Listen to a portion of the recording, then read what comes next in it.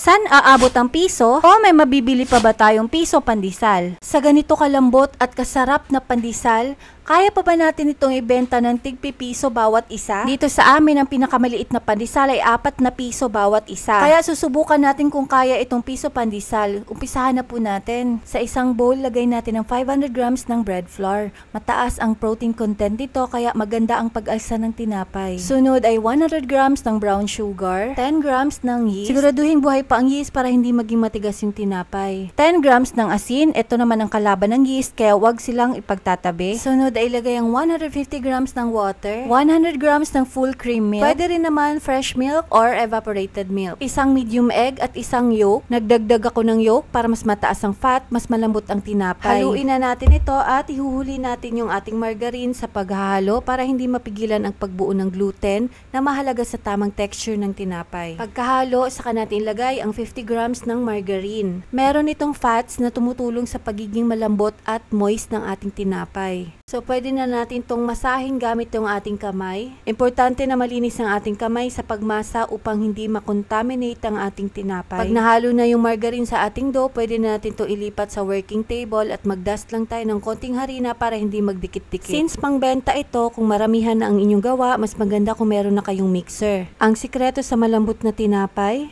tamang pag-alsa. Kailangan itong maging elastic at makinis bago natin ito paalsahin. Malalaman nyo kung sakto na ang inyong masa sa pamamagitan ng test ay tinatawag itong window pane test. Kung hindi na siya madaling mapunit, ibig sabihin pwede na natin itong paalsahin. So ililipat na natin itong dough sa isang bowl na pinahiran ko ng konting mantika. Takpan ng tela or cling wrap at paalsahin natin to ng 1.5 oras. Hanggang sa dumoble ang kanyang size. Ayan, matapos ang 1.5 oras, dumoble na ito at napuno ng hangin. Kapag ganito kalambot, ibig sabihin perfect na ang pag-alsa. I-punch down lang natin yung dough para mag-release ito ng konting hangin. Ililipat lang natin ito sa ating working table at hatiin natin ito sa maliliit na piraso. Ngayon, iniiwan na natin yung ating dough na 10 grams bawat isa para pantay-pantay ang laki ng ating tinapay. Importante ang tamang sukat para sabay-sabay silang maluto at maganda ang itsura kapag natapos. Pagkahiwa, bibilugin natin ito at tapos ilalagay natin sa breadcrumbs. Maraming paraan ng pagporma ng pandesal, depende sa style at presentasyon na gusto mo. Ang gagawin ko naman dito sa aking video ay pull apart pandesal. Ilalagay ang maliliit na peraso na dough at magdikit-dikit ito sa baking pan para maging pull apart bread pagkatapos maluto. Again, depende po sa gusto ninyo. Kung gusto niyo yung classic na bilog o yung oval, nasa inyo na po, diskarten nyo na po yun. Eto, sa kalahating kilo ng bread flour ay nakagawa tayo dito ng 95 pieces na 10 grams. So mamaya malalaman natin kung malulugi ba tayo or tutubo ba tayo dito sa ating tig-piso na pandesal. Pagkatapos nyo na mabalot ito ng breadcrumbs at nailagay na sa tray,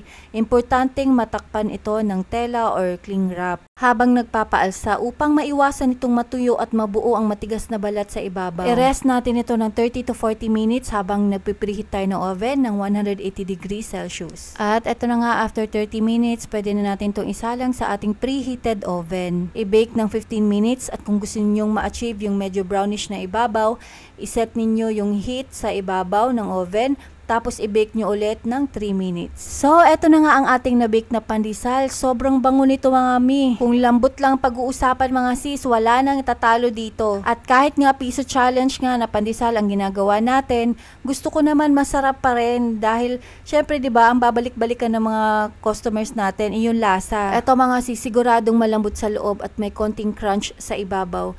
Tingnan nyo yung kulay at texture. Eto pa lang, perfect na.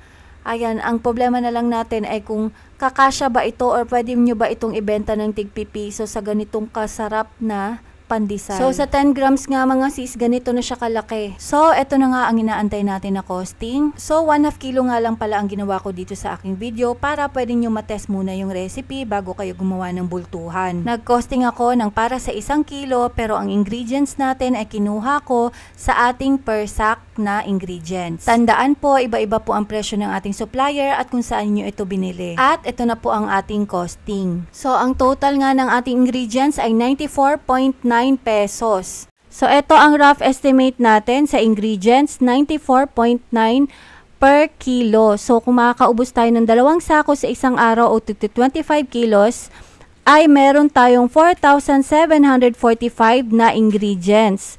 Tapos makakagawa tayo sa 2 sako ng 9,500 pieces. Dahil tig-pipiso yung pandesal natin, ito ay 9,500 pesos. Minus natin sa ating sweldo sa baker, 700. Minus din natin yung sweldo ng ating tindera o yung boy, 700. At saka yung ingredients natin na 4,745. Ang total na matitira sa atin ay 3,355. Note po ay hindi pa po bawas dito ang kuryente at saka yung tubig. At meron pa po itong mga overhead cost. So sipagan lang natin ang paggawa ng pandesal at sa pakonti-konting tubo ay may ipon din yan sa loob ng 1 buwan. Sana nagustuhan ninyo ang ating video na Piso Pandesal Challenge. Maraming salamat sa panonood. Please like and follow Nanay channel.